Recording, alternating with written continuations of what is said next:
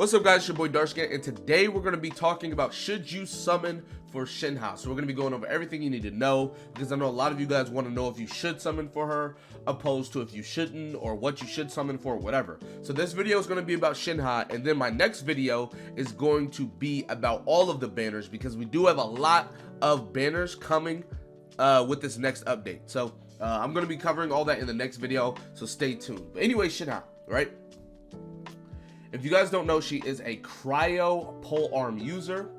As you can see, Cryo, then Constellation Crystal Dolores. She has polearm, she's from Leeway, and her birthday is March 10th, right? Now, if you guys don't know, she is a support character. As you can see here, she's a support character who can increase Cryo damage dealt by all nearby party members. Now, before you click off the video and be like, oh, well, I don't need that, she does support everybody.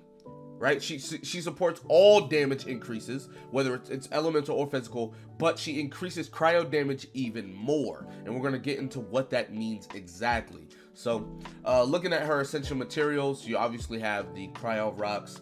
They didn't tell us what she uses for her boss, so I assume it's gonna be a new boss. Then she has the like yellow white flowers from Leeway, and then honey. Right, so you guys can start farming that up if you need to. You're gonna have to fight Senora for talent materials, and then Honey with I'm not sure what books these are. I don't know all the books names, but like it's pretty easy to get these, so there you go. Anyways, normal attack. As you guys can see, she performs 5 consecutive spear strikes, and then her charged attack is the dash, very much like Zhang Ling. So there you go. Now I'm gonna be honest. Her attack swing's kind of looking elegant, not gonna lie. I like how, like, on the, what is it, the third swing, she like kind of like sways back a little bit. But anyway, so there is her normal attack, and then her charged attack. Pretty standard, nothing too crazy. Moving on to her E ability. The tap, so if you just press it, rushes forward together with a talisman spirit, dealing crowd damage to opponents along the path. So that's her press, and then her hold is kind of like Mona, where instead of you throwing the ability out, you do a backdash with it. Commands the talisman spirit to deal AoE crowd damage, right? As you can see, it's 2 different types of movements, right? Now, Icy Quill. When normal, charged, and plunging attacks, elemental skills, and elemental burst deal crowd damage to opponents, the damage dealt is increased based on Shenhe's current attack. So she is going to be attack scalar support, very similar to Chi-Chi. The Icy Quill's effects will be cleared once its duration ends or after being triggered a certain number of times. So this is very similar to Yunjin, where it's like once you use this, you can only proc it a certain amount of times. You can't use it like an unlimited amount of times within the time frame. It's a certain amount of times you can proc it before it'll go away. When held rather than tapped, the Icy Quill's effect lasts longer and can be triggered more times. When one crowd damage instant strikes multiple opponents, the effect is triggered multiple times based on the number of opponents hit. So if you hit 5 enemies with 1 attack, it will proc 5 times. So you can't just, just keep that in mind. Number of times the effect is triggered is calculated independently for each party member. Now, each party member, say you have 4 cryo party members on your team.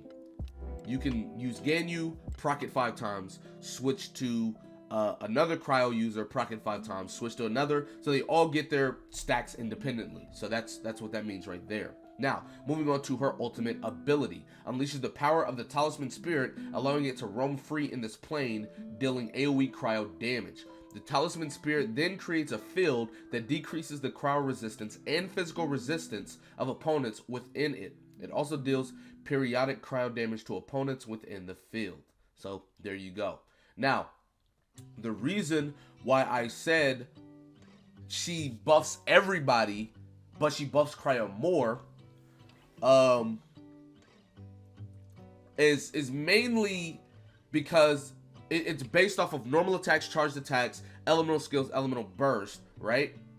And then if you look at her talents, well, which I can tell you what her talents are. The first one gains 25% more rewards when dispatched in Leeway. We don't care about that.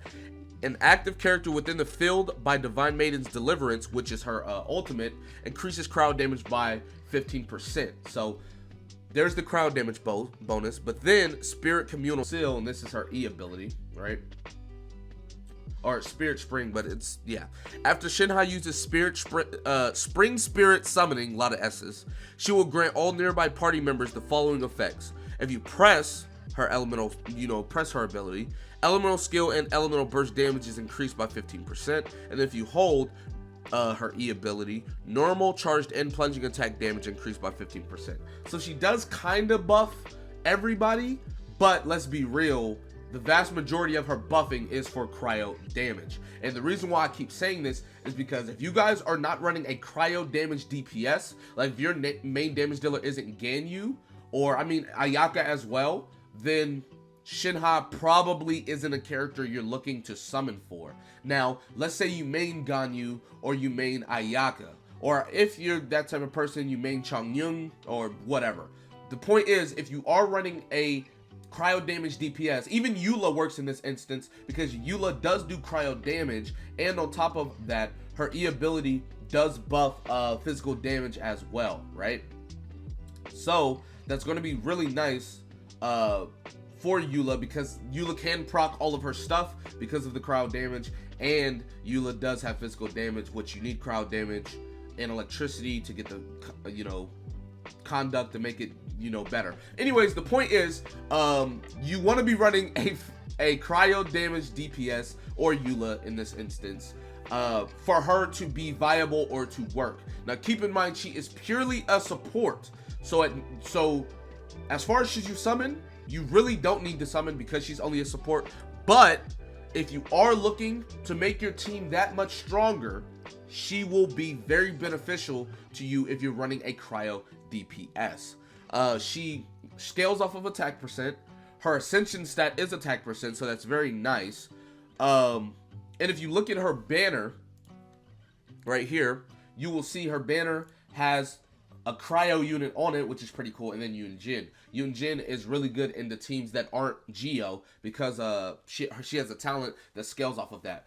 But let's be real, the 4 stars on this banner are not that good. Yunjin's not going to be top tier most likely. Changyung's cool, but he's not like super amazing, and then Ningguang's cool, but she's not super amazing as well, compared to the other 4 stars anyway.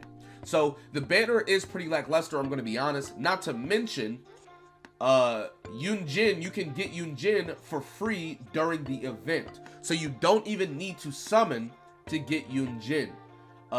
So I'm gonna be honest, this banner should be a skip for most free-to-play players or most people, especially if you don't have a cryo DPS. Now, if you have a cryo DPS, you can start looking to summon for her if you want to. In my next video, I'm going to be going over all of the banners because there's like 4 banners coming, and I'm going to be talking about the pros and cons of summoning for which character and what characters I think you should summon for sure, opposed to who you could summon for potentially. So anyways, as far as should you summon for Shenhe, the short answer is no. Because she's just a support, you don't really need her. You could just opt for other characters. Not to mention her banner, as far as 4 stars, is pretty lackluster. Now, that's the short answer. I pretty much went over the long answer during the video. But anyways, make sure you guys stay tuned for my next video. Like I said, I will be covering a lot of the other banners so you guys can understand what you should and shouldn't be doing. That's going to be it for this video. Be sure to give a like, subscribe to the channel if you're new. Comment down below. Tell me what you guys think in the comment section below. With that being said, I'll see you guys next time. Peace.